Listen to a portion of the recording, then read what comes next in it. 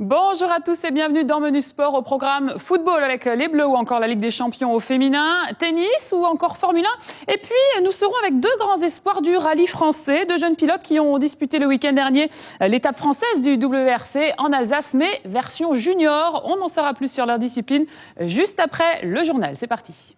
Une petite image du jour pour démarrer cette édition comme tous les midis. C'est le Stade Vélodrome qui s'apprête à accueillir Toulouse le dimanche 19 octobre. Allez, on passe au sommaire de votre journal.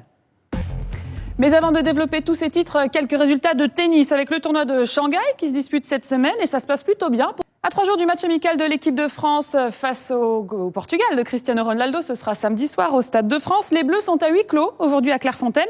Parmi les 23 joueurs sélectionnés, un retour qui a fait grand bruit, celui de Christophe Jallet, l'ancien Parisien désormais lyonnais.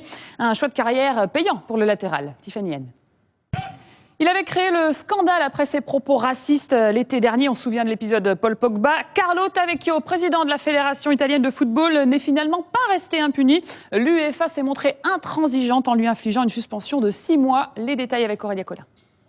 Des champions au féminin débutent ce soir avec deux clubs français habitués de cette Coupe d'Europe, Lyon et Paris. Ce soir, ce sont les Parisiennes qui ouvrent le bal en 16e de finale aller face à Twente. Et d'ailleurs, tout de suite, on va aller retrouver en direct des Pays-Bas l'une des joueuses cadres du PSG. C'est Laura Georges. Bonjour Laura.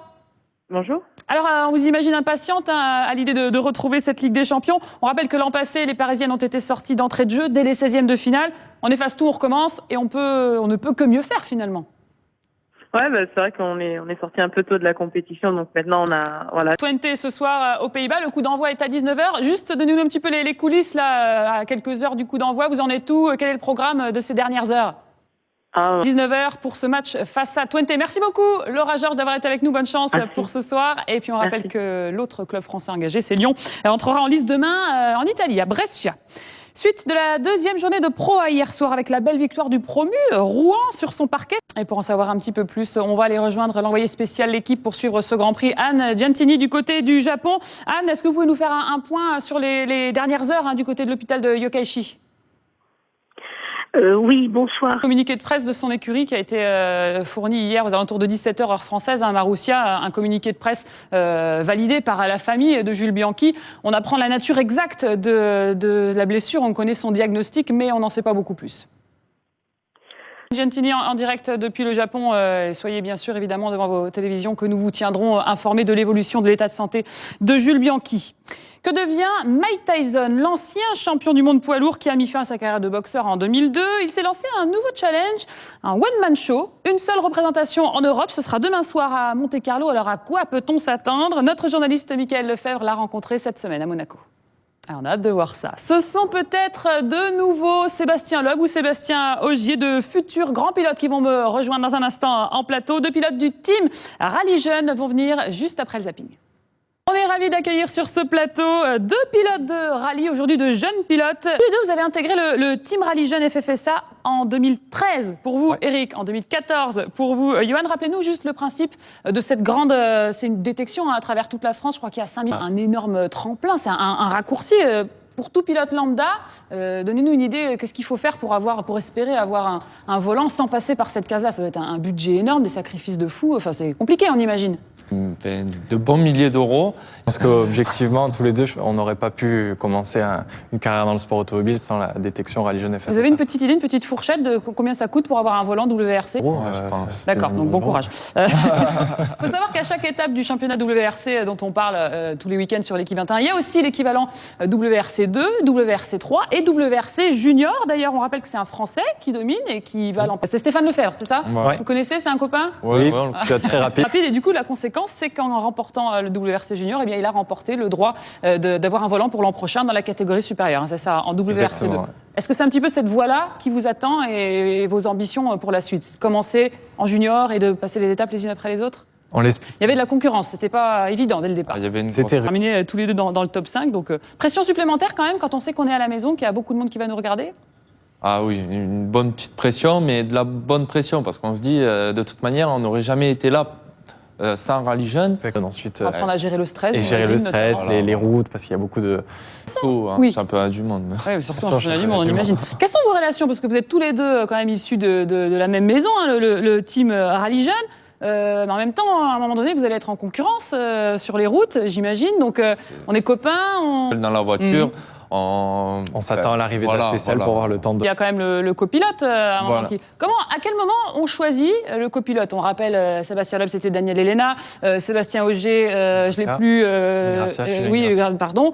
On voit qu'ils les ont choisis jeunes, tous les deux. Un duo, que ça se crée, ça se construit sur la durée. Donc, à quel âge est-ce qu'on choisit son copilote? Je pense qu'on est déjà, comment dire... Déjà effectué une saison complète, puisque vous avez remporté l'an passé le Team. À quoi ça vous a servi toute cette année? Qu'est-ce que vous avez vraiment appris et qu'est-ce que vous avez découvert? Racontez-nous un petit peu cette expérience, peut-être pour donner envie à Yoann, même s'il sait à quoi s'attendre.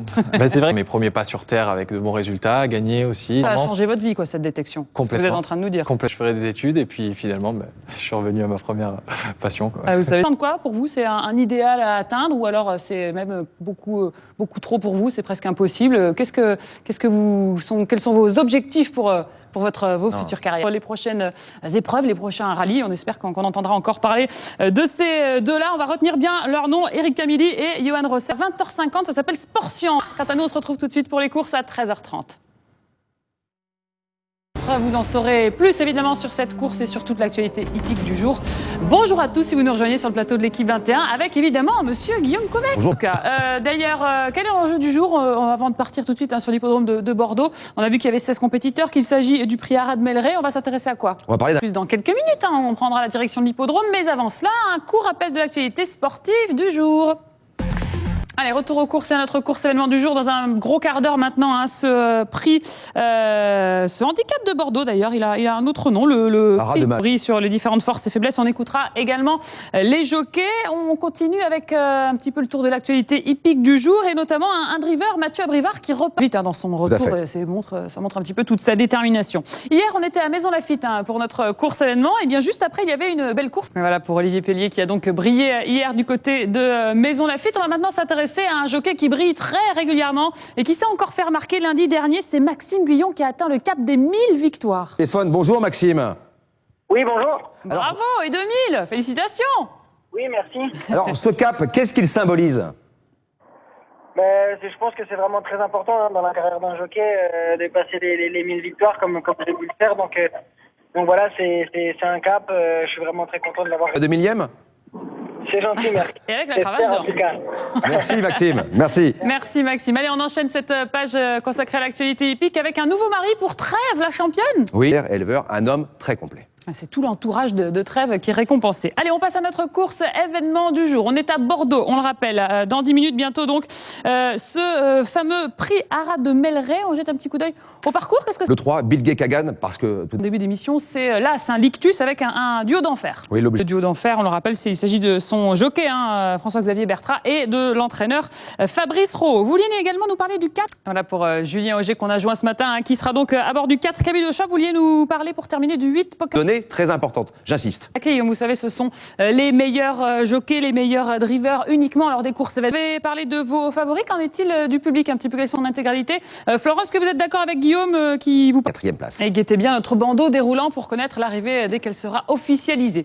Voilà pour la course événement du jour. Demain, rendez-vous, on nous tient à Saint-Cloud. Oui, et ce sera 13h30, nouvelle course événement. Et restez bien avec nous, le sport continue sur l'équipe 21.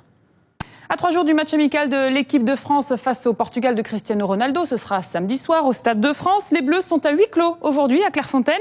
Parmi les 23 joueurs sélectionnés, un retour qui a fait grand bruit, celui de Christophe Jallet, l'ancien Parisien, désormais lyonnais, un choix de carrière payant pour le latéral. Tiffany N.